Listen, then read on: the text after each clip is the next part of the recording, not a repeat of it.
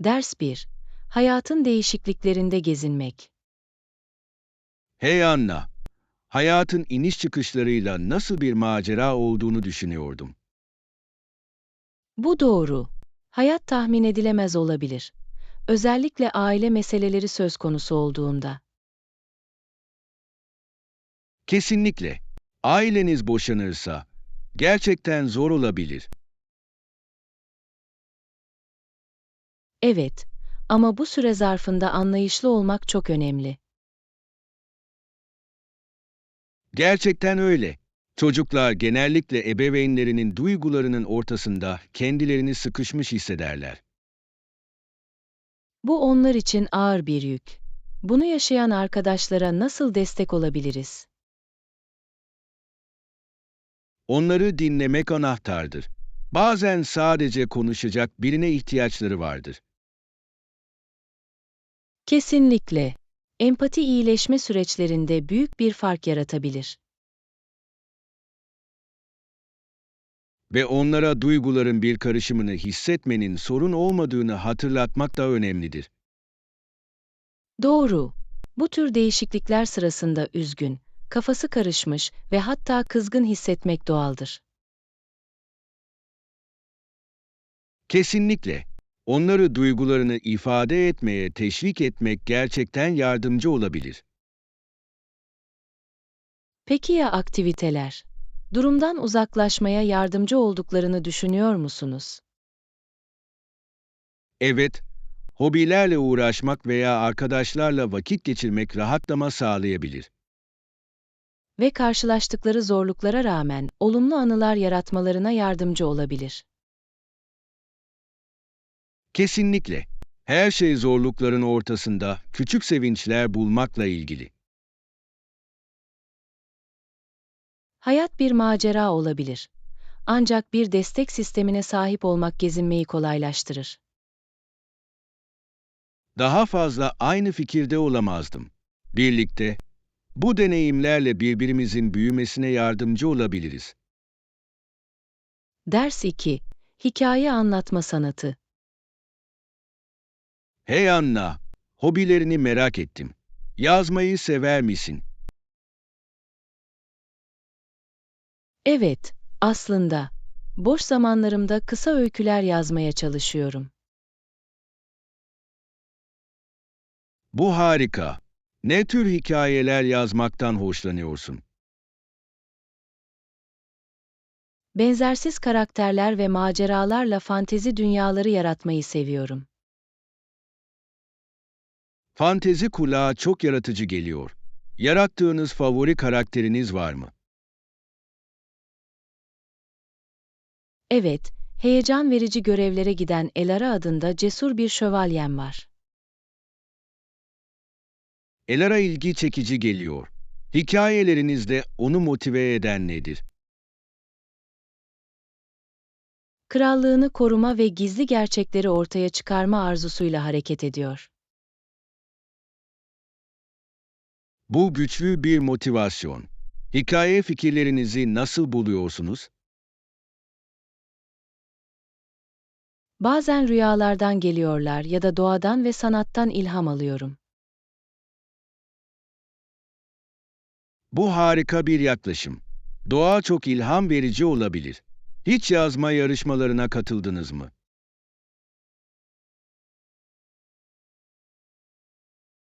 Sahip oldum. Kendime meydan okumanın ve geri bildirim almanın harika bir yolu. Kulağa ödüllendirici geliyor. Hikayelerinizi arkadaşlarınızla veya ailenizle paylaşıyor musunuz? Evet, düşünceleri ve cesaretlendirmeleri için onları sık sık arkadaşlarımla paylaşıyorum. Bu harika bir destek sistemi. Hiç çalışmanızı yayınlamayı düşündünüz mü? Çok isterim. Bir gün hikayelerimi basılı görmek benim hayalim. Bunu başarabileceğine inanıyorum. Yazma tutkunuz parlıyor. Ders 3. Merhametin etkisi. Hey Anna, Felaketten etkilenen bölgeleri ve insanların nasıl tepki verdiğini okuyorum. Bu çok önemli bir konu. Yıkımı görmek yürek parçalayıcı. Ancak desteğe tanık olmak ilham verici. Kesinlikle. Sınır tanımayan doktorlar gibi kuruluşlar bu durumlarda hayati bir rol oynamaktadır.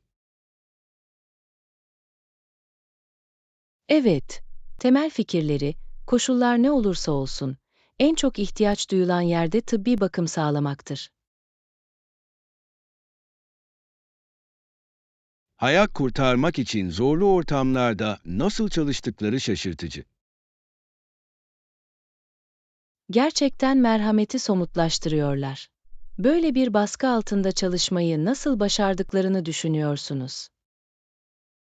Eğitimlerine ve başkalarına onları bu yoğun durumlara hazırlamalarına yardımcı olma taahhütlerine inanıyorum. Bu mantıklı. Ayrıca, tıp uzmanları arasındaki ekip çalışması gerekli olmalıdır. Kesinlikle. Birlikte çalışmak, acil durumlarda çok önemli olan güçlü bir destek ağı oluşturabilir.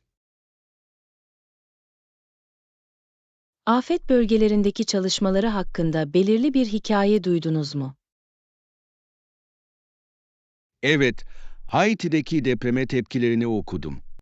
Binlerce kişiye kritik bakım sağladılar. Bu güçlü bir örnek. Kriz zamanlarında ne kadar etkili olabileceklerini gösterir. Kesinlikle. Bize böylesine zorlu zamanlarda küresel dayanışmanın önemini hatırlatıyor. Katılıyorum. Birçok insana topluluklarında da katkıda bulunmaları ve gönüllü olmaları için ilham verir. Kesinlikle. Merhamet, başkalarına ihtiyacı olanlara yardım etmeye teşvik ederek bir dalgalanma etkisi yaratabilir. Ders 4. Fitness eğlencesi. Hey Anna, son zamanlarda fitness rutinine gerçekten adandığını duydum. Merhaba John. Evet, neredeyse her gün egzersiz yapıyorum. Ne kadar enerjiye sahip olduğum çok etkileyici. Bu harika.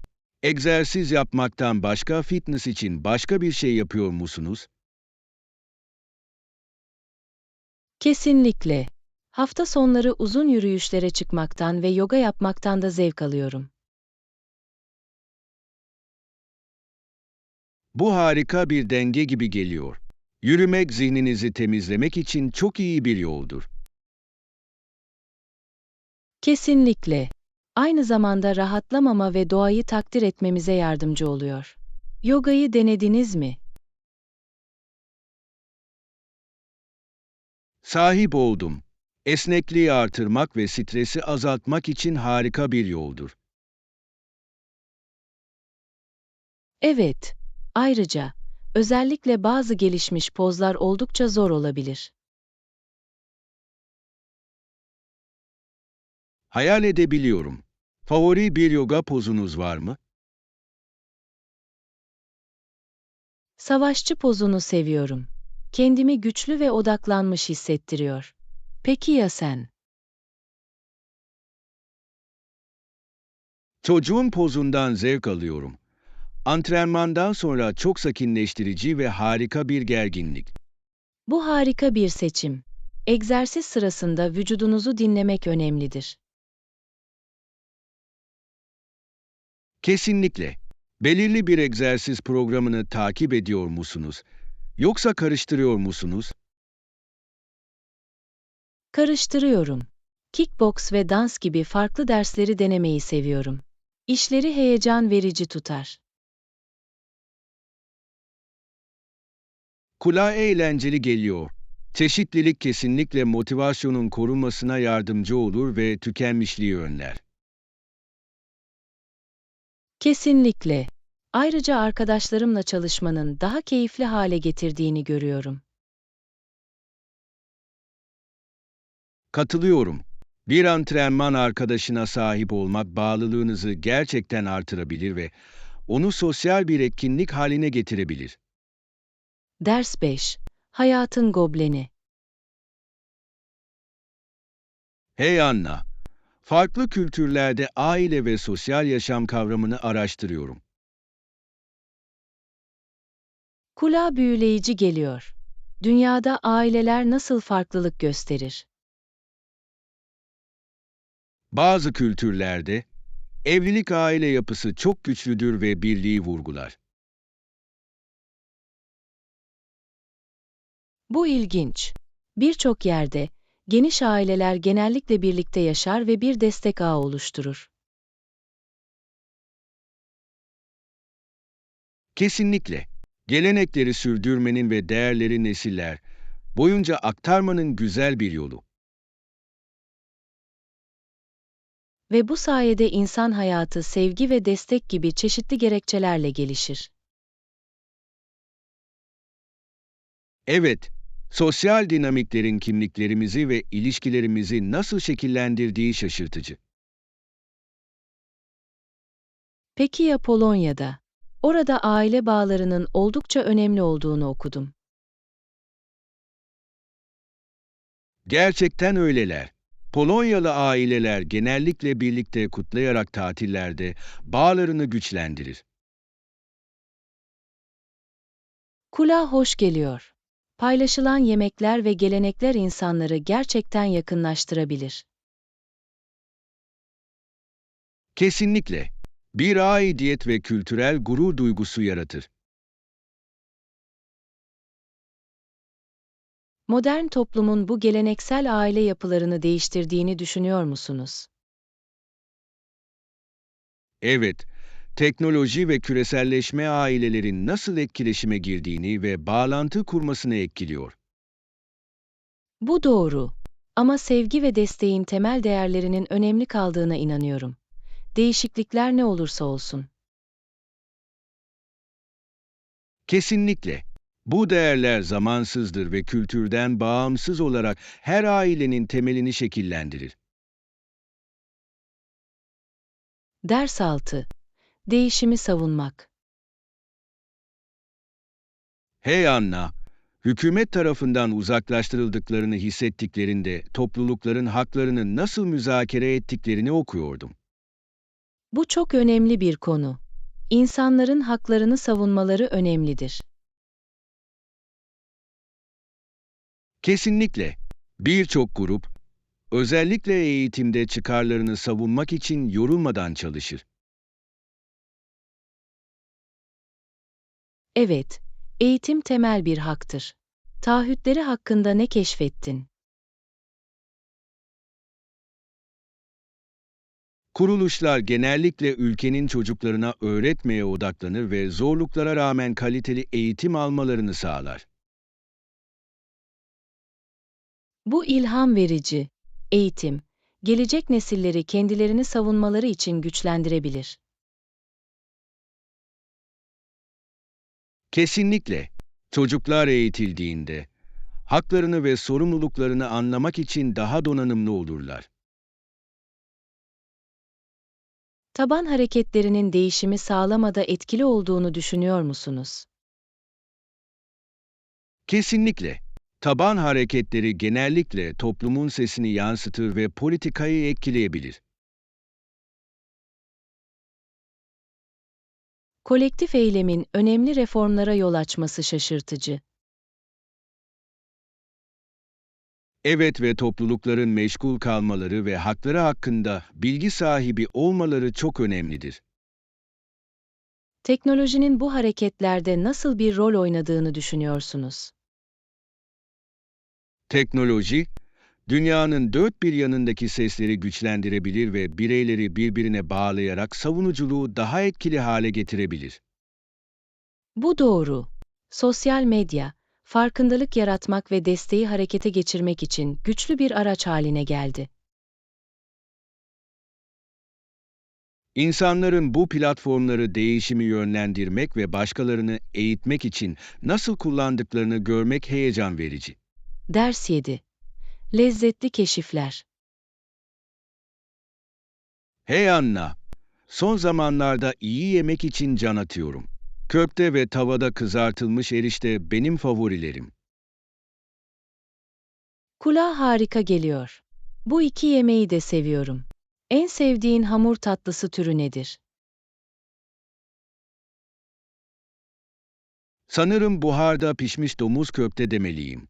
Çok sulu ve lezzetliler. Yiyeyim. Sebzeli köfteleri severim. Özellikle baharatlı daldırma sosuyla servis edildiklerinde. Bu harika bir seçim. Evde köfte yapmayı mı yoksa bir restorandan sipariş etmeyi mi tercih edersiniz? Onları evde yapmayı seviyorum. Farklı dolgularla yaratıcı olmak eğlencelidir. Bu harika bir bağlanma etkinliği gibi geliyor. Başka hangi dolguları denemek istersiniz? Mantar ve ıspanağı denedim. Bu gerçekten iyi çıktı. Peki ya sen? Daha önce tavuk ve zencefilli köfte yaptım. Son akşam yemeğimde bir hit oldular. Kulağa lezzetli geliyor. Tavada kızartılmış eriştelerinizle genellikle ne servis edersiniz? Protein için bol renkli sebze ve biraz ızgara tavuk eklemeyi seviyorum. Harika fikir.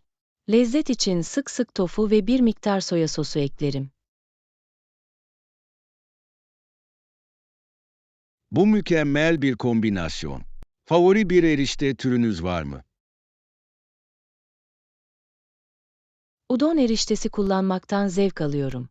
Kalın ve çiğnenirler. Ne tercih edersin? Pirinç eriştesini seviyorum. Hafiftirler ve sosu gerçekten iyi emerler. Harika bir seçim. Tüm bu fikirlerle yemek pişirmek için ilham hissediyorum. Burada da aynı. Yakında bir yemek gecesi planlayalım ve birlikte bir ziyafet yapalım. Ders 8. Temel bilgiler için alışveriş. Hey Anna, temel ihtiyaçlarımın tükendiğini fark ettim. O hayır. İşlerin ne kadar çabuk tükenmesi her zaman şaşırtıcıdır. Doğru mu? Bence birlikte en yakın süpermarkete gitmeliyiz. Harika fikir. Biriyle alışveriş yapmak daha eğlenceli. Ne satın almanız gerekiyor? Meyve, sebze ve ekmek gibi yiyeceklere ihtiyacım var. Peki ya sen? Akşam yemeği için atıştırmalıklara ve malzemelere ihtiyacım var. Belki makarna alırım. Makarna kulağa lezzetli geliyor. Belirli bir yemek yapmayı mı planlıyorsunuz? Evet, kremalı mantarlı makarna yapmayı düşünüyorum. Kulağa harika geliyor. Tüm malzemelere sahip misiniz? Yoksa biraz almanız mı gerekiyor? Biraz taze mantar ve krema almam lazım. Peki ya meyvelerin? Elma ve muz almayı düşünüyorum. Atıştırmalıklar için mükemmeldirler. İyi seçimler. Ve onlar da sağlıklılar. Özel bir şey pişirmeyi mi planlıyorsunuz? Aldığım sebzelerle tavada kızartma yapabilirim. Hızlı ve lezzetli. Bu harika bir fikir. Tavada kızartması çok yönlüdür. Neredeyse her şeyi ekleyebilirsiniz. Kesinlikle. Alışveriş yaparken hiçbir şeyi unutmamak için bir liste yapalım. İyi plan. Ben de esaslarımı yazacağım. Takım çalışması kolaylaştırır. Kesinlikle. Bu alışveriş gezisini verimli ve eğlenceli hale getirelim. Ders 9. Müzakere koşulları. Hey Anna, ödeme koşullarımızı inceliyordum ve bir şey düşündüm. Oh, aklında ne vardı? Ödeme süresini teslimattan sonra 30 ila 45 gün arasında uzatmanızı öneririm. Kulağa mantıklı geliyor. Nakit akışımızı yönetmek için bize daha fazla esneklik sağlayacaktır. Kesinlikle. Birçok tedarikçi hesaplarını kapatmak için biraz fazladan zaman ayırmayı takdir eder.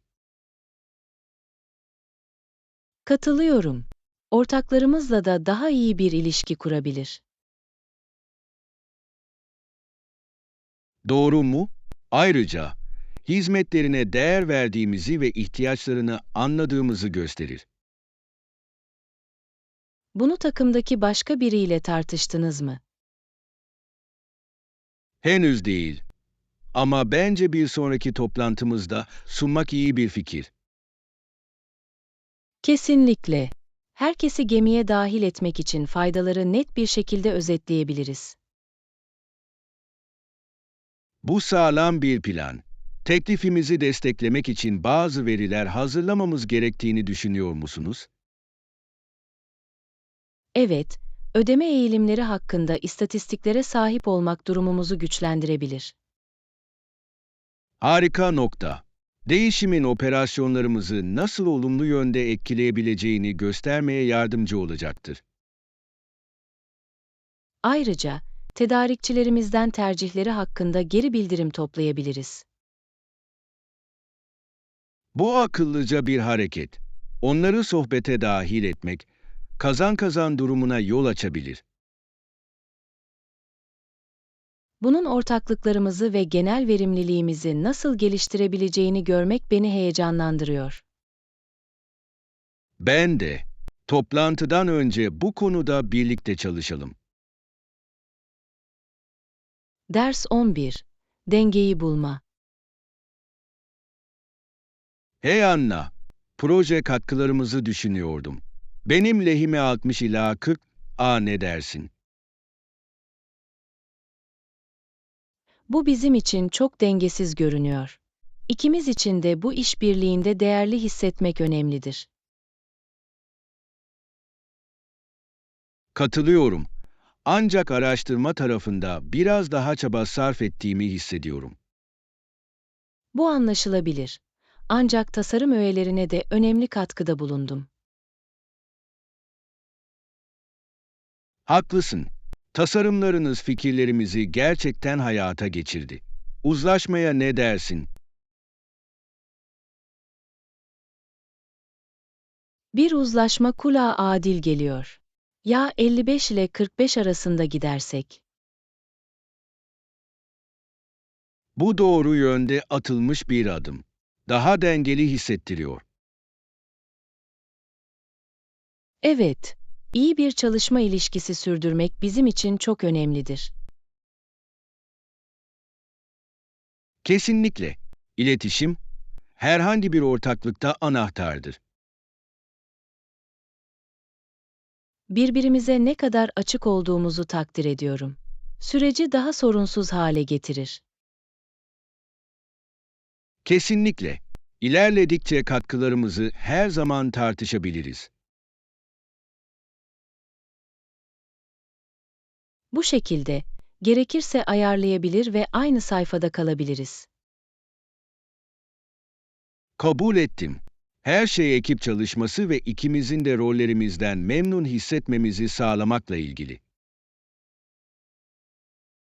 Adil bir anlaşma bulduğumuza göre projemiz hakkında iyimser hissediyorum. Ben de. İlerledikçe bu olumlu ivmeyi devam ettirelim.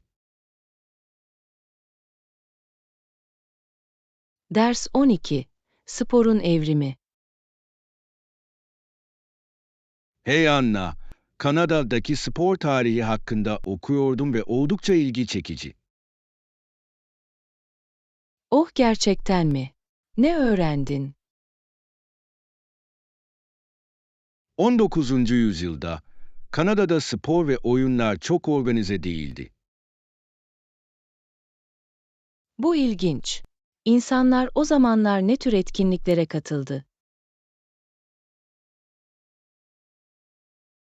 Hokey ve lacrosse gibi birçok gayri resmi oyun vardı. Ancak yapılandırılmış kurallardan yoksundu. Hayal edebiliyorum.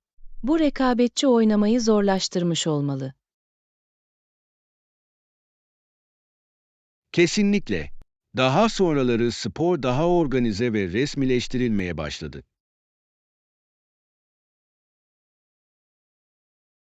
Yani, Kanada'da spor için işler ne zaman değişmeye başladı? 19. yüzyılın sonlarında kulüplerin ve liglerin kurulması, rekabetçi sporların şekillenmesine gerçekten yardımcı oldu. Bu mantıklı. Düzenlenen yarışmalar oyuncular arasında bir topluluk duygusu yaratmış olmalıdır. Evet, ayrıca sporcuların becerilerini geliştirmelerine ve tanınmalarına izin verdi. Spor kültürünün o zamandan beri nasıl geliştiğini merak ediyorum. Önemli değişiklikler var mı? Kesinlikle.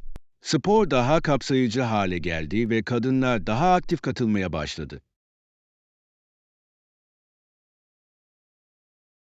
Bu önemli bir gelişme. Kadın sporları son yıllarda çok fazla görünürlük kazandı. Kesinlikle. Kanada'daki sporların hem organizasyon hem de çeşitlilik açısından ne kadar ilerlediğini görmek ilham verici. Katılıyorum. Sporun geleceğini ve hangi yeni trendleri görebileceğimizi düşünmek büyüleyici. Kesinlikle. Teknoloji ve yenilikle sporun nasıl gelişmeye devam edeceğini kim bilebilir? Ders 13. Açık hava maceraları. Hey Anna, hava bugün yürüyüş yapmak için mükemmel. Kulağa harika geliyor. Hangi parkı düşünüyordun? Maplewood Park'a gitmeyi düşünüyordum. Bazı çarpıcı yolları var. Maplewood Park'ı seviyorum. Tepeden manzaralar nefes kesici. Gerçekten öyleler. Orada favori bir parkurun var mı? Evet, Ridge Trail'i seviyorum. Zorlu ama çok ödüllendirici. Bu harika bir seçim. Tamamlanması genellikle ne kadar sürer? Sabit bir hızda giderseniz yaklaşık 2 saat sürer. Peki ya sen? Scenic Loop'u almayı seviyorum. Biraz daha kolay ve güzel manzaraya sahip. Kulağa rahatlatıcı geliyor. Belki bugün iki yolu da deneyebiliriz. Harika fikir. Ridge Trail ile başlayabilir ve sonra Scenic Loop'u alabiliriz. Mükemmel. Bizim için biraz atıştırmalık ve su hazırlayayım. Müthiş. Muhteşem manzaraları yakalamak için kameramı getireceğim. İyi düşünce. Temiz havanın ve doğanın tadını çıkarmak için sabırsızlanıyorum. Ben de. Şehirden kaçmak ve açık havayı keşfetmek her zaman ferahlatıcıdır. Ders 14. Sabah rutinleri. Hey Anna, hemen örtülerin altındaydım ve çalar saatimi saat 7'ye ayarladım. Bu iyi bir fikir. Genellikle alarm çaldığında uyanıyor musunuz? Her zaman değil. Bazen erteleme düğmesine birkaç kez basarım. İlişki kurabilirim. Yatakta biraz daha kalmak çok cazip geliyor. Kesinlikle. Ama hemen kalkarsam kendimi daha enerjik hissediyorum. Peki ya sen? Alarmım çalar çalmaz kalkmaya çalışıyorum. Ama genellikle önce telefonumda geziniyorum. Bu bir zaman tuzağı olabilir. Bu alışkanlığı değiştirmeyi düşündünüz mü? Evet, bunun yerine bir kitap okumaya başlamak istiyorum. Daha üretken hissettiriyor. Kulağa harika bir plan gibi geliyor. Okumak gerçekten gün için olumlu bir ton oluşturabilir. Kesinlikle. Artı, işe başlamadan önce zihnimi uyandırmama yardımcı oluyor. Sabah rutininiz için aklınızda özel bir kitap var mı? Okumak istediğim bir kendi kendine yardım kitabı başlatmayı düşünüyorum. Bu mükemmel. Kendi kendine yardım kitapları önümüzdeki gün için büyük motivasyon sağlayabilir. Kesinlikle. Bu yıl kişisel gelişime odaklanmak istiyorum. Bu harika bir gol. Sabah rutinleri zihniyetimizi ve üretkenliğimizi gerçekten etkileyebilir. Kesinlikle. Yeni rutinlerimize bağlı kalmak için birbirimize meydan okuyalım. İçerideyim. Bu yolculukta birbirimize destek olmak harika olacak. Ders 15. Açık hava fitness eğlencesi. Hey Anna, evde açık hava antrenmanları yapmayı hiç düşündün mü? Bu harika bir fikir gibi geliyor. Bunu düşündüm ama hiç denemedim. Canlandırıcı olabilir. Temiz hava ve güneş ışığı motivasyonda büyük bir fark yaratır. Bahse girerim. Ne tür açık hava egzersizlerinden hoşlanıyorsunuz? Arka bahçemde yoga yapmayı seviyorum. Huzurlu ve rahatlamama yardımcı oluyor. Yoga kulağa harika geliyor. Genellikle dışarıda koşmaya veya bisiklete binmeye sadık kalırım. Bunlar da harika seçenekler. Koşmak, kardiyovasküler sağlığınızı artırmak için mükemmel bir yoldur. Kesinlikle. Ve bisiklet sürmek eğlencelidir. Aynı zamanda eklemler üzerinde düşük etkiye sahiptir. Hiçbir devre gibi farklı antrenmanları birleştirmeyi denediniz mi? Hayır, ama bu eğlenceli olurdu. Bir devre için hangi egzersizleri önerirsiniz? Şınav çekme, çömelme ve atlama krikoları dahil edebilirsiniz. Tam vücut egzersizi olurdu. Kulağa zor ama ödüllendirici geliyor. Genelde ne kadar süre çalışıyorsun?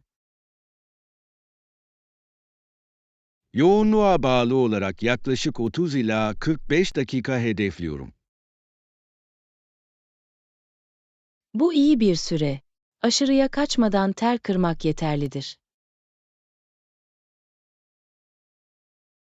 Kesinlikle. Ayrıca yoğunluğu her zaman o gün nasıl hissettiğinize göre ayarlayabilirsiniz.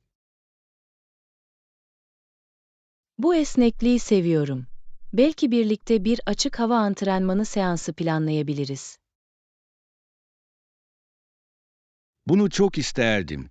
Aktif kalmanın ve aynı zamanda açık havanın tadını çıkarmanın eğlenceli bir yolu olacak. Ders 16. Seçenekleri keşfetme.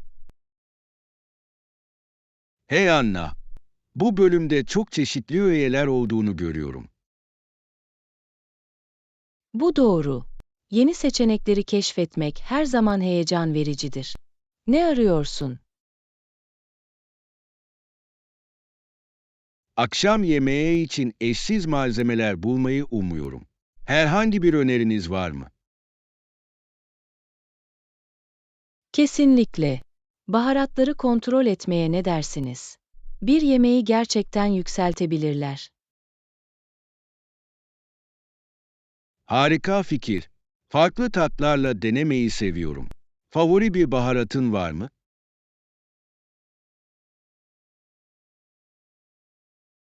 Kimyon kullanmaktan gerçekten zevk alıyorum. Birçok tarife sıcak, dünyevi bir tat katar. Kimyon harika. Biraz dumanlılık için sık sık kırmızı biber kullanırım. Kırmızı biber de lezzetlidir. Füme kırmızı biber denediniz mi? Çok zengin bir tada sahiptir. Evet, aldım. Güveçlere ve kavrulmuş sebzelere derinlik eklemek için mükemmeldir. Sebzelerden bahsetmişken, yemeklerimize eklemek için taze olanlar aramalı mıyız? Kesinlikle. Taze ürünler büyük bir fark yaratabilir. En sevdiğin sebze hangisi?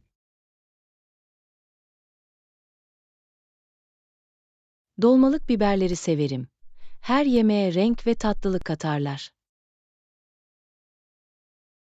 Dolmalık biber harika.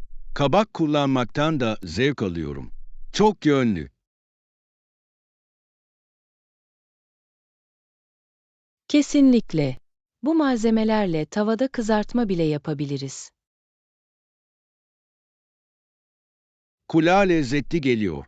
İhtiyacımız olanı alalım ve birlikte pişirmeye başlayalım. Ders 17. Sanatın gücü. Hey Anna, sanat galerisini yeni ziyaret ettim ve büyüleyiciydi. Gerçekten mi? Kulağa harika geliyor. Sergiler hakkında ne düşünüyorsun? Onları çok düşündürücü buldum. Her parça benzersiz bir hikaye anlattı. Katılıyorum. Sanatçılar çok çeşitli stil ve teknikler sergilediler. Kesinlikle. Farklı geçmişlerin çalışmalarını nasıl etkilediğini görmek büyüleyici.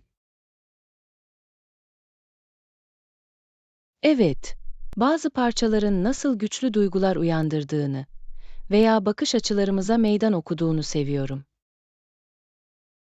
Sergiden favori bir sanatçınız var mı? Özellikle geri dönüştürülmüş malzemeler kullanan yerel bir sanatçıya ilgi duydum. Bu ilginç. Geri dönüştürülmüş malzemelerin kullanılması önemli bir çevresel mesaj ekler. Kesinlikle. Sürdürülebilirlik konusunda farkındalık yaratmanın yaratıcı bir yoludur. Sanatın sosyal konularla ilgili konuşmalara nasıl ilham verebileceğini takdir ediyorum. Ben de, sanat, ifade ve değişim için çok güçlü bir araçtır.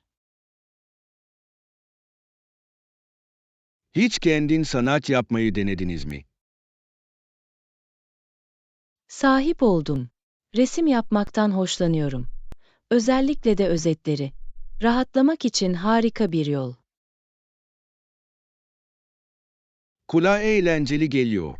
Bir gün işini görmek isterim. Size göstermekten mutluluk duyarım. Yaratıcılığı arkadaşlarınızla paylaşmak her zaman güzeldir. Kesinlikle. Birlikte sanat yapabileceğimiz yaratıcı bir gün planlayalım. Lütfen abone olun, beğenin ve kanalımızı paylaşın. Desteğiniz daha harika içerik oluşturmamıza yardımcı oluyor. Teşekkür ederim.